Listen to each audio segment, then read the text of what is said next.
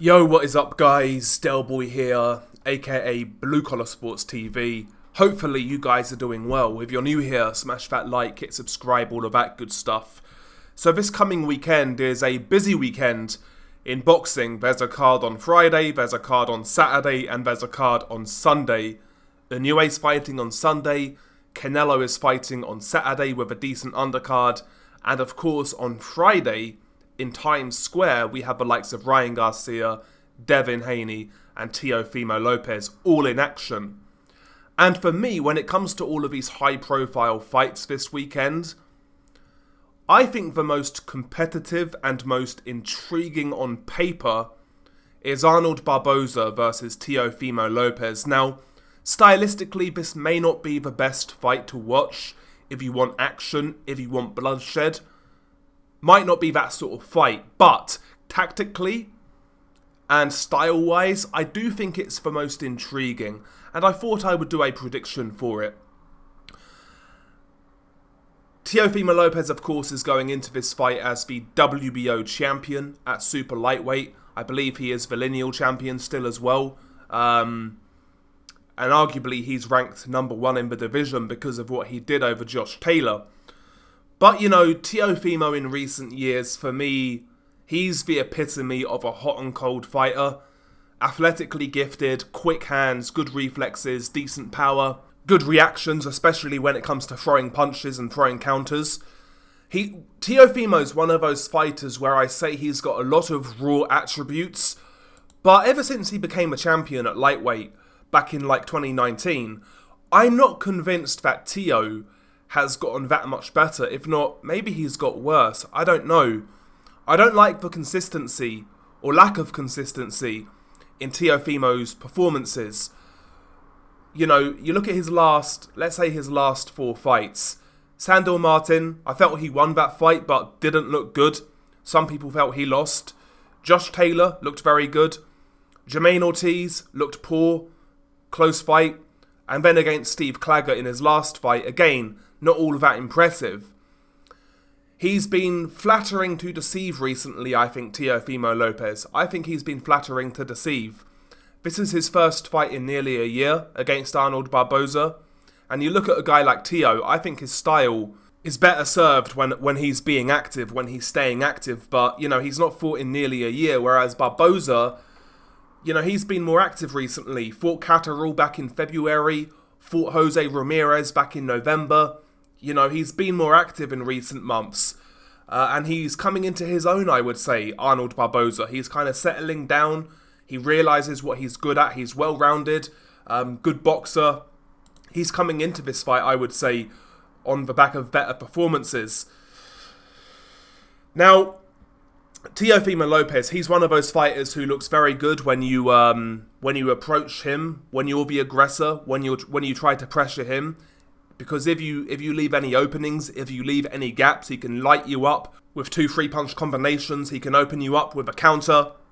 You know, if you're standing in front of Teo, you know, just standing in front of him, or you're applying pressure and making mistakes, he's the type of fighter to make you pay. He's got quick hands, he's explosive, he's got power, and he's actually got underrated timing, I would say.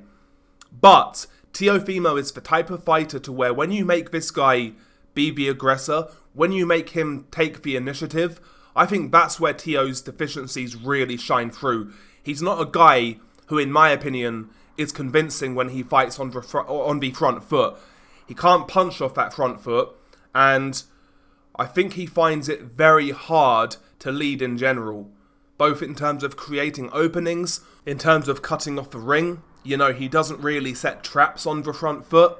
He can't maneuver his opponents when he's fighting on the front foot. He basically just follows his man around and looking for big clubbing shots. He's very rudimentary, Teofimo, when he's fighting aggressive, when he's fighting coming forwards. And this is the thing about Teo. He's actually quite one-dimensional. He's a reactionary fighter. I don't think he's a proactive fighter who can change things up and who can give you different looks and who can effectively switch up his game plan. We haven't seen that in recent years. We never saw that against Sandor Martin, for example, or Jermaine Ortiz. You know, we never saw those switch-ups in tactics. when he was fighting guys who would move more.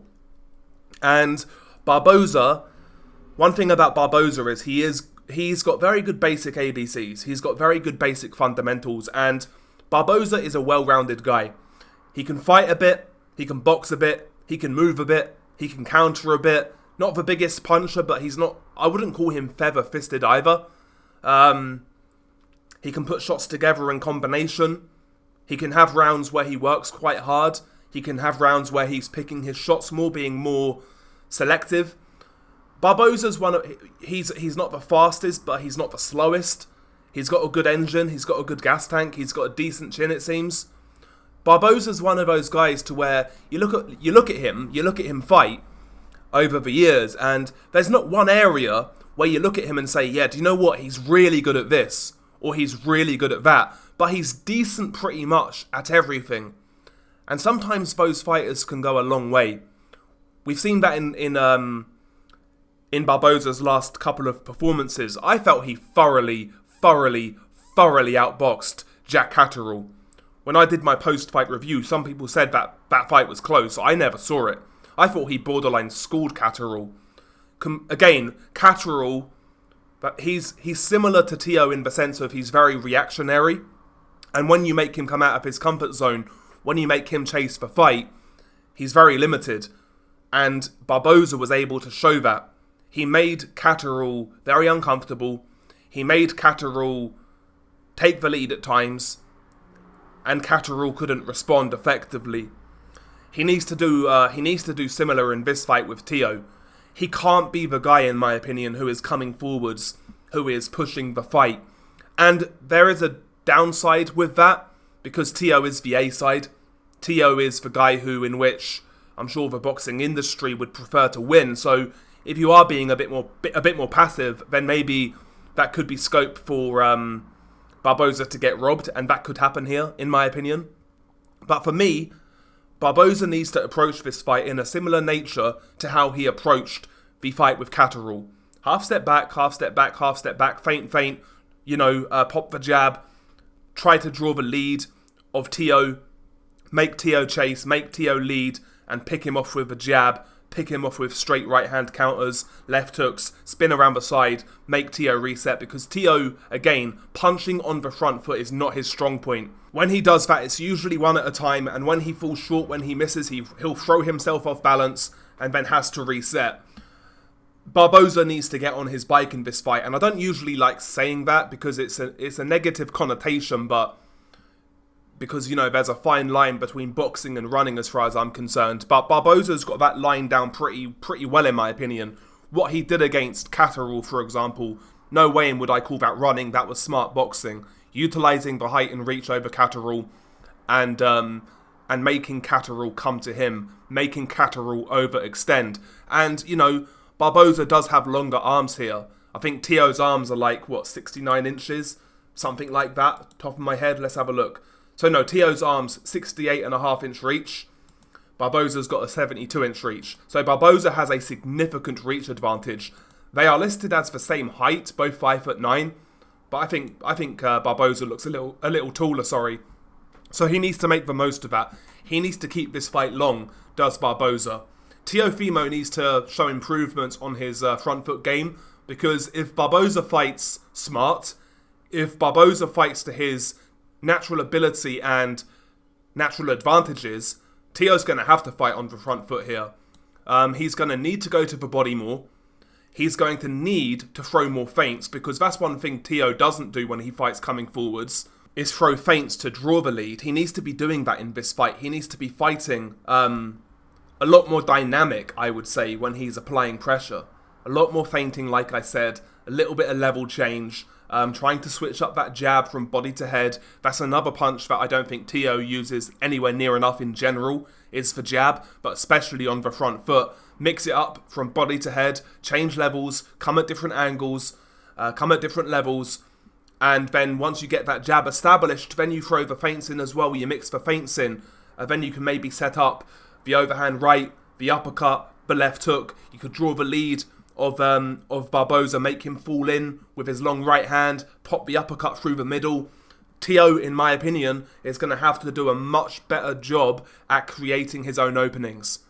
Don't get me wrong, Teo's got the type of speed and explosivity that he could just catch Barboza, even if Barboza's fighting a really good fight to where Teo struggles. Teo's got that sort of power, I think, to maybe change a fight. I know the knockouts have dried up recently, but I think if he catches somebody right, he can still get something popping. So, yeah, Teo's always got that in his back pocket, but I look at this fight stylistically, man, and I think it's a really hard one for Teo.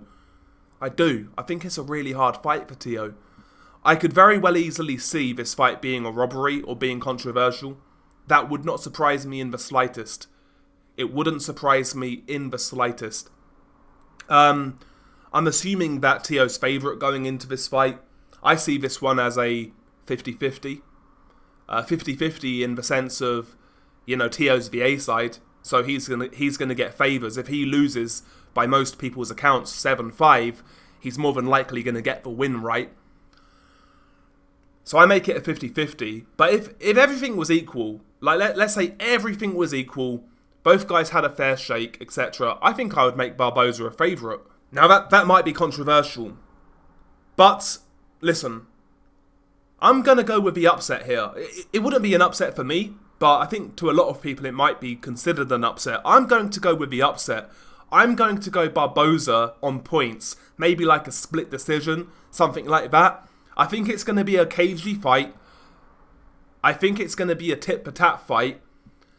But I do think Barboza's jab, a little more activity, might see him through here.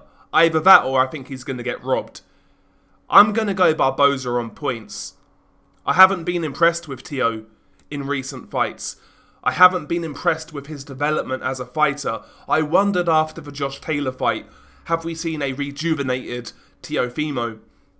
But since then he hasn't looked good. He hasn't. Barboza's been consistent. Yeah, he's not always pulled up trees. Yeah, he had that bad fight against Sean McComb. I get it. But he's been active. The last couple of fights he's performed well. And I think stylistically he has a lot to trouble Teo with. So I'm going to go Barboza. Barboza on points. What about you guys? How are you seeing it? Share your thoughts below. Beanie Guy Delboy. Peace.